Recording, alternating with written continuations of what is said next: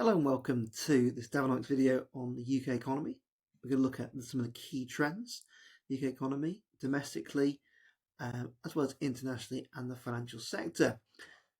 Remember, it's important for the macro exam that you know sort of some of the key trends in the last 10 years of the UK economy.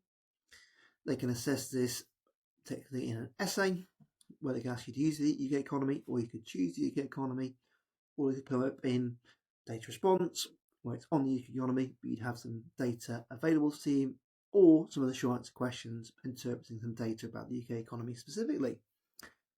So let's start with UK economic growth. Okay, so you can see one of the major things on the chart there is a large drop in GDP during the pandemic. So around 9% drop in GDP and a big bounce back after that when the economy reopened. However, more strikingly, you can see the sort of weaker growth we've had, much weaker growth than maybe before the pandemic, and despite this being a major target of the Labour government. Some potential reasons for this could be continued trade frictions in terms of leaving the European Union. The cost-push inflation would reduce short aggregate supply and therefore affect economic growth in the economy. High interest rates could also do similar things, although they've come down more recently. Investment could be an issue as well, and confidence. So with the uncertainty around Labour's budget, with taxes rising, interest rates were high, these sort of things could hold back investment particularly. In the longer term, we've seen an issue of productivity. You can see the chart on the right, the sort of post-war trend rate of growth around 2%, and then we had the financial crisis, and we haven't really got back to that level as we have at this moment. It's obviously a big fall in the pandemic as well. But this is your long-term trend rate of growth, and so this productivity issue is a big issue for the UK, and it's often called the productivity gap. On the left, you can see UK unemployment. You can see the fact it's sort of risen over 5% now, and it's especially true with youth unemployment. One of the things driving this is potentially rising costs for businesses in terms of national insurance and the minimum wage potentially, but also, on a maybe more positive note, more people are re-entering the workforce. Inactivity did rise during the pandemic and afterwards due to health-related concerns. People might be looking to early retire potentially, but some more people have entered the workforce. However, quite a lot of competitive jobs at the minute, or job markets, and therefore this could be contributing to unemployment. You can see sort of historically, this is some comparisons for unemployment for the UK, and the fact it sort of rose up to 8% during the financial crisis.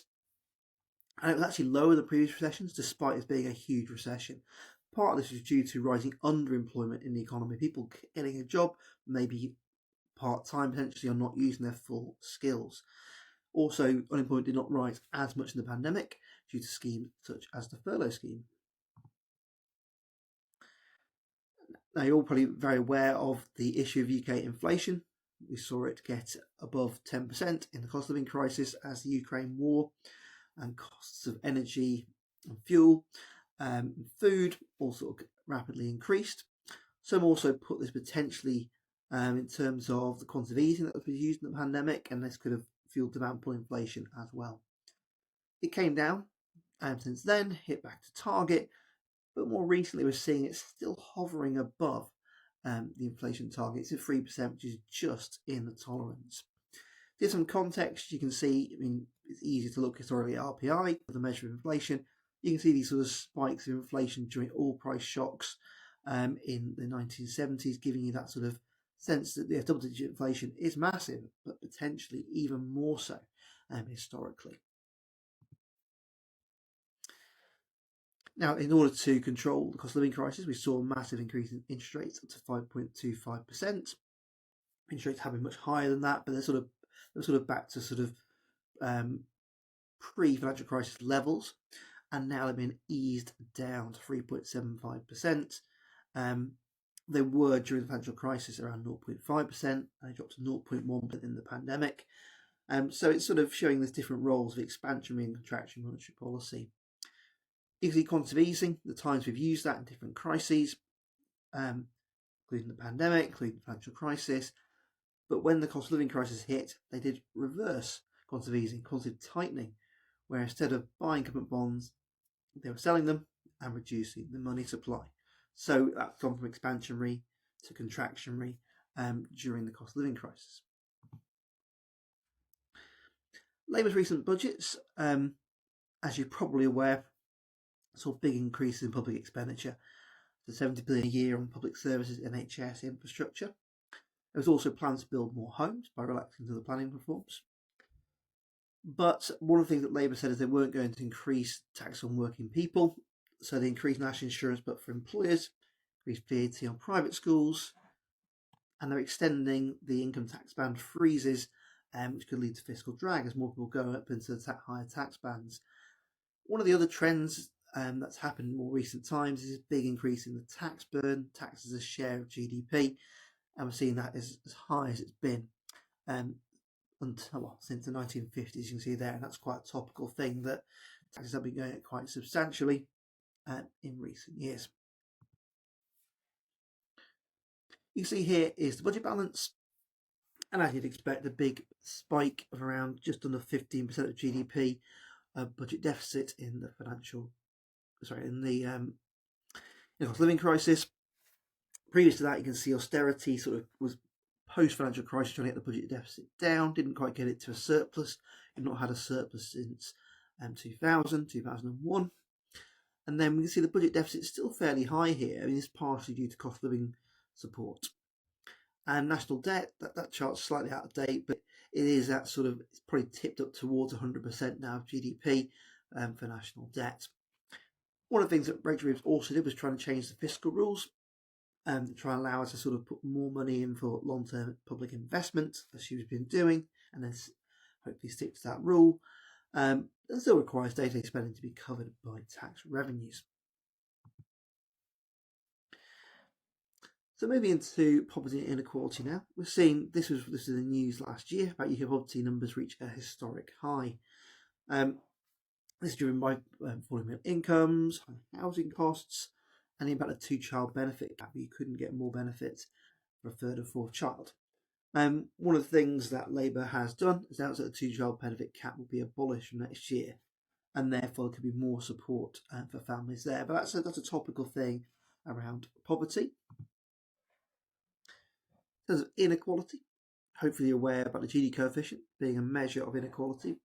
And you see a big step change here from the 1970s, 80s up the 2000s and beyond. This big step change came under Thatcher, whereas big reduction in trade union power, privatisation of major utilities and deregulation, and big drops in the top rates of tax, making the system less progressive. So you saw that big sort of jump up as income inequality. Currently, things like wage differentials do persist, obviously, across the country. The financial sector, particularly in London, seeing very high wages still. There's regional differences in education and quality healthcare infrastructure, this north-south divide potentially causing inequality. And policies themselves, I mean, they can be a factor causing this. They've had a mixed impact. So minimum wage obviously helping those at a low income. There's levelling up under Boris Johnson as he tried to address the regional differences. But there's been cuts to welfare, I mean, especially that during the austerity times, big cuts to welfare leading to bigger inequality, potentially, but also current policies towards welfare as well have an impact on UK income inequality. Remember, there is a distinction between income and wealth inequality, so this is driven more by asset prices. You can see these are the big increases you can see in house prices over time. There's also, as here in a minute, share prices rising, the FTSE rising. This is going to cause people who have assets, people who are wealthier, to see an increase in their wealth. Inheritance is also a big part of this, sort of passing on assets to next generations. And people on low income can struggle to save and invest. So those wage differentials meaning that you often get that correlation in income and wealth inequality. Some of the policies being put in place here: so high tax on property, dividends and savings under Labour, surcharge on higher value homes, and reforms of inheritance tax. So these are ways in which they're trying to address those wealth inequalities. Moving into the international economics side of things. Again, as we've studied, in terms of trade, those bilateral trade deals since Brexit, India, New Zealand, Australia, Japan, a big way in which, since we've left the European Union, we've left the single market, the common market, and customs union, we can do our own trade deals, and therefore these ones we have done, remembering potentially the limitations of these in terms of the distances and how much trade we do with these partners currently. We also became a member of the trading bloc CPTPP, and you can see all the countries there as well. We're obviously a bit further away from those countries. They're obviously more geographically clustered than we are.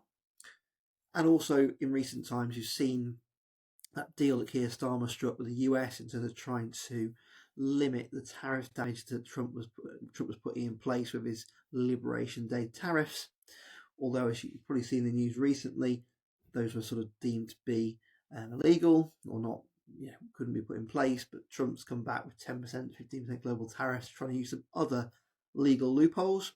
They'll probably be challenged again, potentially in the courts, as talk about refunding tariffs from previously. So a lot of uncertainty around tariffs and what this does to our UK deal potentially.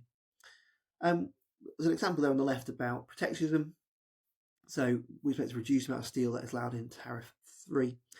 So this is potentially to try and sort of protect our steel industry, given us a massive increase in supply for China, along with a rise in protectionism. So it could be potentially retaliation as well. Let me see our terms of trade. So over time, this is the price of exports over the price of imports, times 100 to give a value. And you can see that during the pandemic, a massive drop in that terms of trade. The export prices collapsed quite significantly, much faster than import prices did, especially in terms of services.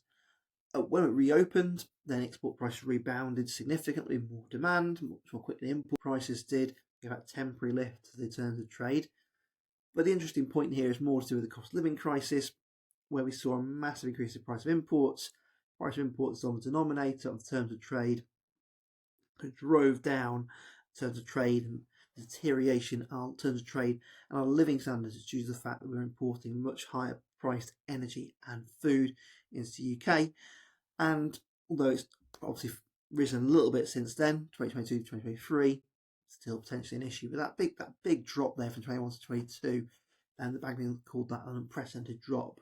Not unprecedented, that a big shock, should we say, to the term of trade. You can see one here as well. Then the exchange rate. So the UK has a floating exchange rate. Before we did that, sort of in 1992, we were part of the exchange rate mechanism. We tried to fix our pound to the Deutschmark as a sort of prerequisite for joining monetary union. We did not join European Economic Monetary Union, and therefore we got floating exchange rates, so it'll fluctuate through demand and supply. You can see on the right some sort of reasons here. So we've seen the financial crisis, a massive drop in terms of pound falling. The financial system hit hard by this recession, a lot of flight to sort of safer currencies.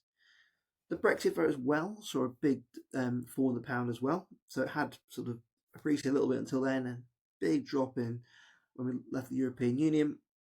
This is due to the fact with uncertainty about future investment, future growth, and our trade patterns that were going to happen as a result of leaving the European Union. Pandemic also saw, you can see that in 2020, that is a big low as well. That was when we had very weak growth at that point, as in many countries, but countries went towards safe havens then, potentially putting the money into gold, but also into the US dollar. You've seen that there has been a more recent rally in the pound, partly as higher interest rates kicked in, although they're falling a little bit. They're falling now, as we've seen. Improved confidence as well in the economy lifted the pound. To say that during the Brexit vote, there was a lot of use of forward markets by, for example, supermarkets to try and sort of hedge against this sort of risk of a big fall in the exchange rate and a big increase in import prices. That's one of the major impacts of the exchange rate when it's been weakening. Yes, it will improve exports competitiveness, but there has to be a time lag with that.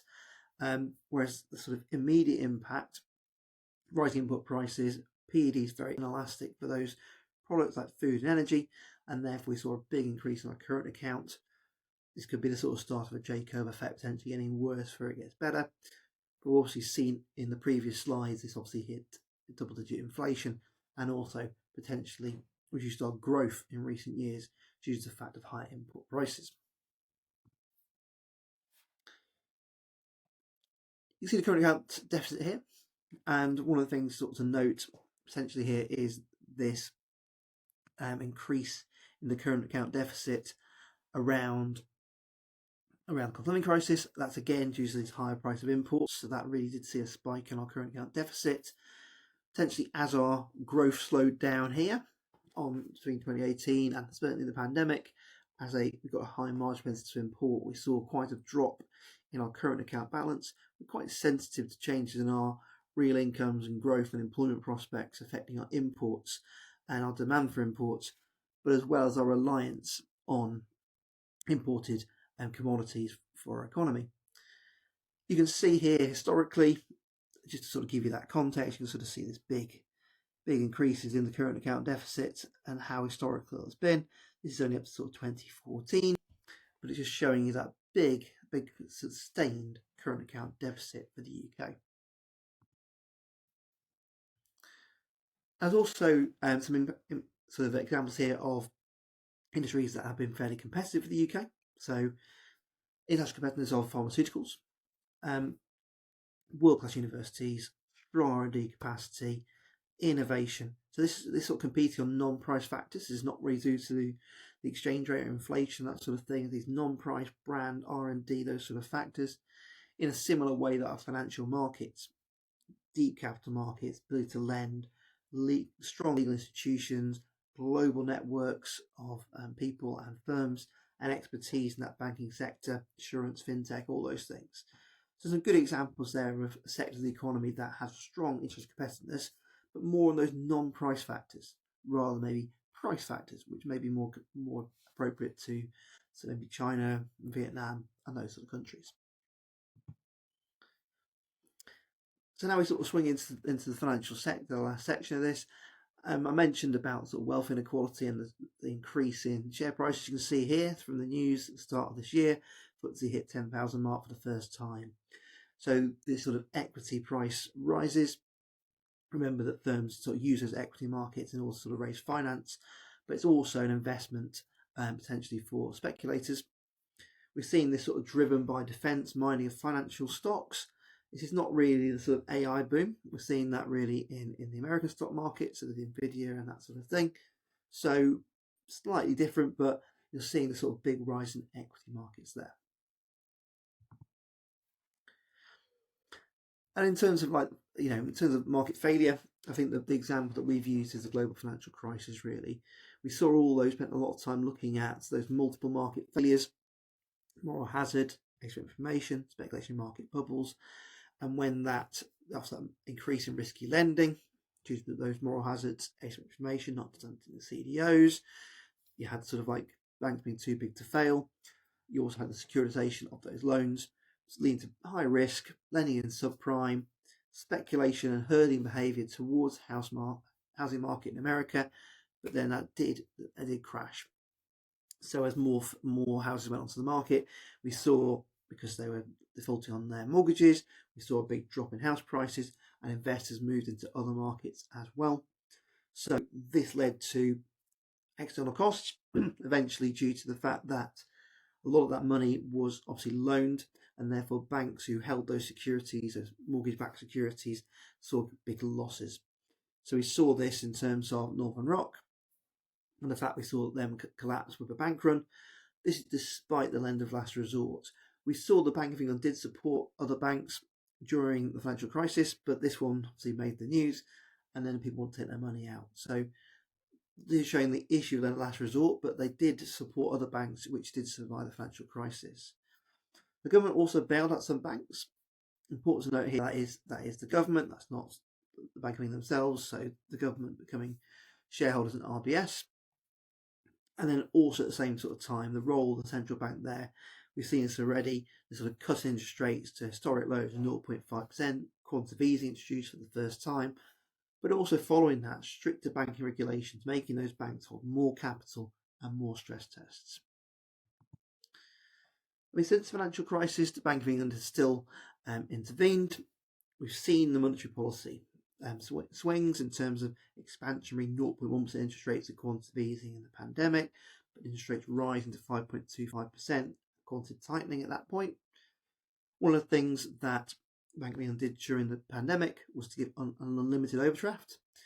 The Bank of England is a banker to the government, the UK government specifically, so they could use those funds to quickly put things in place like the hospitals, vaccination research, buying vaccinations, furlough scheme.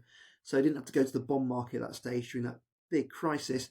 Obviously, they had to pay that back to the Bank of England, but it meant they had instant access to those funds. And then the Bank of England continues to stress test regularly and to look at major UK banks to make sure they are secure and therefore putting any more regulation in place. So regulation has continued since the financial crisis to try and make sure there's financial stability. Remember, the role of the Bank of England is price stability in terms of the inflation target, but also financial stability, making sure banks can survive. Okay, well that's our sort of whistle-stop tour through the UK economy and some of the key trends in the last 10 years. I hope that was useful.